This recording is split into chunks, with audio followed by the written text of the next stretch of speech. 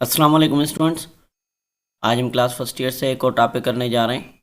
Topic का नाम है कार्बोहाइड्रेट्स। तो कार्बोहाइड्रेट्स वर्ड की जो मीनिंग है वो ये है कि हाइड्रेटेड कार्बन, मतलब कि वाटर के साथ कार्बन कंटेनिंग मॉलिक्यूल्स हैं। ये ऐसे मॉलिक्यूल्स हैं जिनके पास क्या होता है, जिनके पास कार्बन, हाइड्रोजन और ऑक्सीजन होते हैं एज ए एलिमेंट। यहाँ पे हाइड्रोजन और ऑक्सीजन जो हैं प्रेजेंट होते हैं सिंपल रेशियो में, किसमें, 2:1 रेशियो में, जैसा कि पानी में होता है। तो इनका जनरल फार्मूला क्या है कार्बोहाइड्रेट्स का, CnH2nOn। जबकि एन क्या है, एन नंबर है। ये जो IUPAC के मुताबिक जो है कार्बोहाइड्रेट्स को ऐसे डिफाइन किया जा सकता है, कैसे, ज़्यादा पॉलीहाइड्रोक्सी। ये क्या है, पॉलीहाइड्रोक्सी कार्बोनाइल कंपाउंड्स हैं। कार्बोनाइल में हमारे पास दो ग्रुप आते हैं, या तो अल्डिहाइड या तो कीटोन। ये हमारे पास मेन सोर्स हैं, किसके मेन सोर्स हमारे पास कार्बोहाइड्रेट्स किस चीज़ के हैं, ये हमारे जो हैं प्राइमरी प्रोडक्ट है। कहाँ पे, प्लांट्स में बनती है ड्यूरिंग द फोटोसिंथेसिस। आपने पहले ग्लूकोज पढ़ा होगा। तो ये हमारे बायोमॉलिक्यूल्स प्रोड्यूस कहाँ से हो रहे हैं, कार्बोहाइड्रेट से। कब, ड्यूरिंग मेटाबॉलिक पाथवे, जब केमिकल रिएक्शन होते हैं तो उनके दौरान बनते हैं। इनका जो जायका होता है वो मोस्टली स्वीट इन टेस्ट होता है, ठीक है। इस वजह से इनको जो है क्या कहा जाता है, सैक्रम कहा जाता है। सैक्रम या सैक्राइड्स कहा जाता है, जिसकी सिंपली मीनिंग है शुगर। कार्बोहाइड्रेट्स हमें ज़्यादातर सारे जानदारों के अंदर मिलते हैं, जैसे कि सेल्यूलोज है प्लांट्स की सेल की, ठीक है, या प्लांट के सेल वाल की, या उसके अलावा जो पेपर हम यूज़ करते हैं उसमें। स्टार्च हमारा जो है यूज़ किया जाता है एज स्टोर फूड, सीरियल्स में, ट्यूबर्स में होता है, शुगर कैन में होता है, ठीक है। और ये जो है हमारा काम के तो काम करता है as a structural and functional. एक तो बनावट के लिहाज से और दूसरा काम के लिहाज से भी ये हमें हेल्प आउट करवाता है। कौन, ये आपका कार्बोहाइड्रेट्स। अच्छा, नेक्स्ट हमारे पास जो है वो आती है क्लासिफिकेशन। जो हमारे कार्बोहाइड्रेट्स की गई है वो बेसिकली दो ग्रुप्स में, बल्कि तीन ग्रुप्स में की गई है।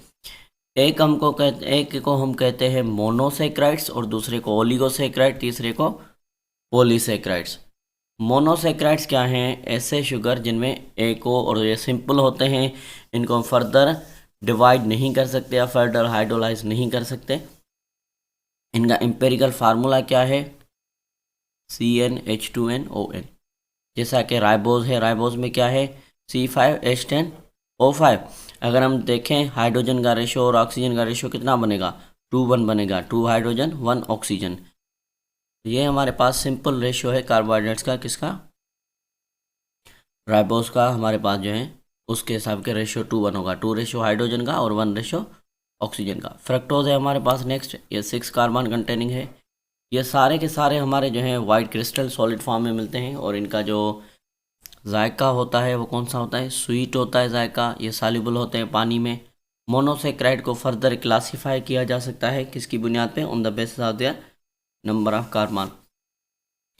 अच्छा, हमारे पास जो है जहाँ पे लास्ट में OSE आए तो वो हमारे क्या पता चलता है, कौन से हैं, ये हमारे शुगर्स हैं, ठीक है। कार्बन जो है, कार्बन के नंबर की बुनियाद पे हमारे पास जो मोनोसेक्राइड्स हैं उनको फर्दर क्लासीफाई किया गया है। पहला हमारे पास जो है ट्रायोज।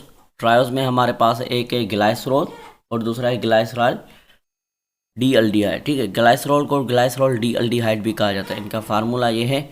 और ये जो ग्लाइसरॉल है ये कौन सा ग्रुप है, जैसे हमने शुरू में पढ़ा था कि कार्बोनाइल ग्रुप है इनके, तो कार्बोनाइल में ये कौन सा है, ये अल्डिहाइड है, सॉरी, ये कार्बोनाइल और अल्डिहाइड हमने पढ़ा था, तो ये कौन सा है, ये अल्डिहाइड ग्रुप है। और डाईहाइड्रोक्सी एसीटोन क्या है, ये आपका कीटोन ग्रुप है। अब ये दोनों क्या हैं, ये दोनों आइसोमर हैं। आइसोमर किसको कहा जाता है, जिनका मॉलिक्यूलर फार्मूला सेम हो लेकिन एटम्स की जो अरेंजमेंट होती है वो डिफरेंट होती है। नंबर दूसरा हमारे पास पेंटेट्रोज, जिसमें 4 कार्बन हो, एरिथ्रोज और एरिथ्रोलोज।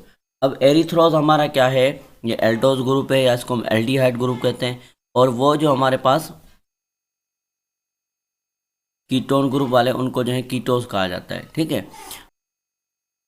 तीसरा हमारे पास जो है वो है पेंटो शुगर। पेंटो शुगर में हमारे पास आते हैं 5 कार्बन वाले। 5 कार्बन वाले में हमारे पास एक राइबोज है और दूसरा राइबोल्यूज है। राइबोज क्या है, ये आपका अल्डिहाइड, ये आपका एल्डोज ग्रुप है और ये आपका कीटोन ग्रुप है राइबोल्यूस। हेक्सोज में 6 कार्बन में हमारे पास क्या है, ग्लूकोज है, फ्रक्टोज है, गैलेक्टोज है। अब ये क्या है, जो ग्लूकोज और गैलेक्टोज हैं ये हमारे हैं क्या, एल्डोज ग्रुप से बिलोंग रखते हैं, मतलब कि अल्डिहाइड इनके पास होता है कार्बोनाइल में, और फ्रक्टोज जो है हमारे पास ये कीटोन है।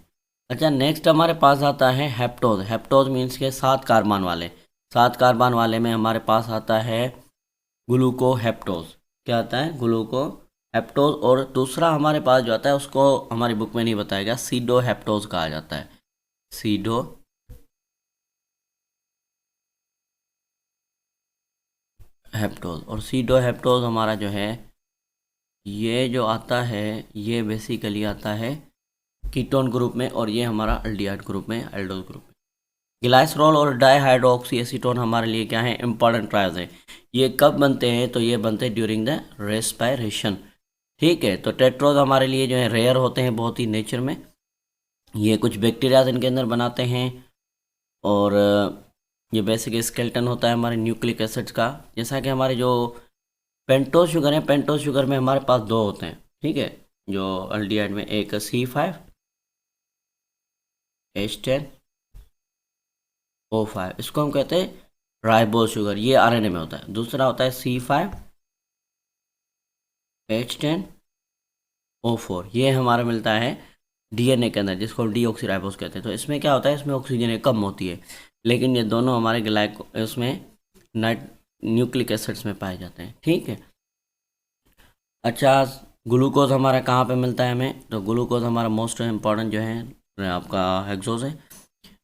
ये हमें स्वीट कॉर्न में जो फ्रूट्स वगैरह होते हैं उनमें पाया जाता है, हनी के अंदर पाया जाता है, शहद के अंदर। ये हमारे पॉलीसेकेराइड हैं जो मिलकर माइनस स्टैंड में हमारे पास एक तो फ्रक्टोज होता है, फ्रक्टोज एक और हमारा है हेक्सोज है जो हमें फ्रूट में मिलता है।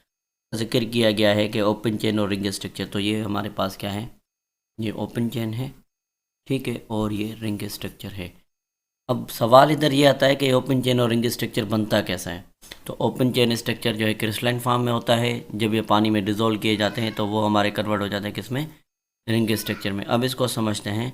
एक हमारे पास राइबोज की मिसाल लेकर, जो पेंटोज शुगर है, जब हम इसको मीडियम सॉलिड फॉर्म में लेते हैं तो ये हमारा होता है ओपन चेन में, और जब हम इसको लिक्विड में लेके आते हैं तो ये हमारा कन्वर्ट हो जाता है किसमें, रिंग स्ट्रक्चर में।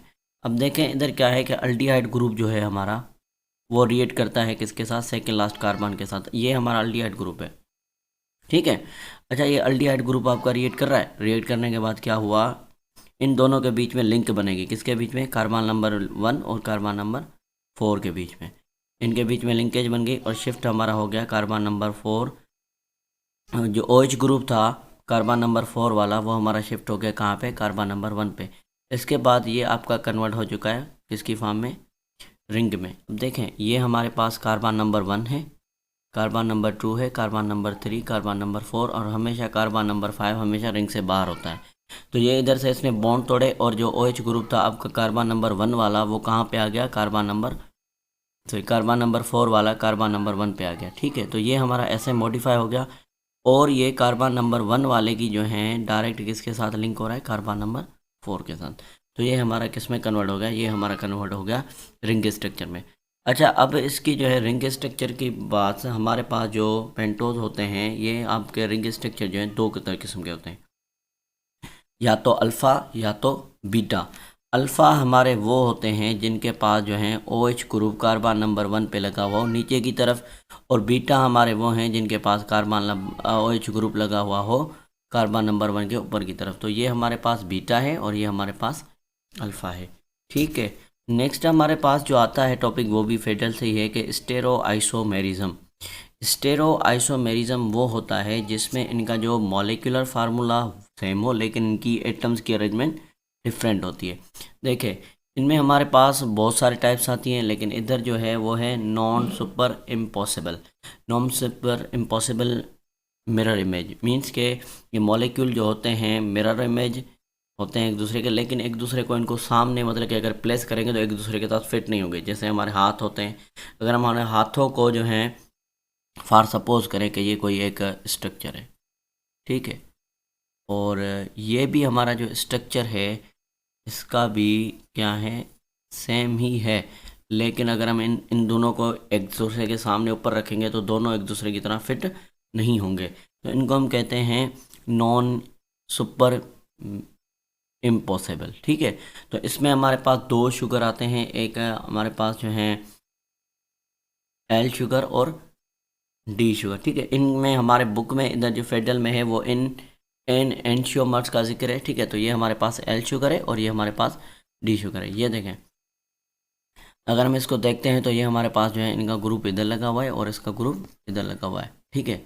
ये हमारे पास जो है अल्फ़ा और अल्फ़ा ग्लूकोज हैं दोनों ही, ठीक है। और इस ग्रुप दोनों का कहाँ पे लगा, कार्बन नंबर 1 में नीचे की तरफ, लेकिन ये दोनों एक दूसरे के मिरर इमेज तो है, लेकिन एक दूसरे के सामने रखेंगे तो वो हमारे नहीं होंगे। अच्छा, इन दोनों में फ़र्क क्या है, एल जो है वो नेचुरली होता है, मतलब कि साइंटिसाइज होता है, डी हमारा नेचुरल होता है, डी को कहा जाता है राइट हैंडेड। अब इन दोनों में फ़र्क क्या होता है कि जो डी होता है इसको हमारी बॉडी रिकॉग्नाइज कर सकती है, ठीक है, रिसेप्टर के तौर पे काम कर सकती है, लेकिन एल जो है हमारा रिसेप्टर के तौर पे काम नहीं कर सकती। एल हमारा जो है, जो डी शुगर होती हैं इनको हमारी बॉडी रिकॉग्नाइज कर सकती हैं, लेकिन एल शुगर्स को नहीं रिकॉग्नाइज करवा सकती। क्यों? क्योंकि हमारे जो डी होते हैं इनके रिसेप्टर मौजूद होते हैं, एल के रिसेप्टर मौजूद नहीं होते।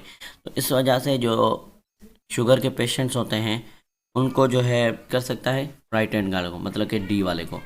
लाइकवाइज लेफ्ट शुगर के नॉट राइट मेटाबोलाइज होता है, ठीक है, लेफ्ट को नहीं करवा सकती हमारी बॉडी।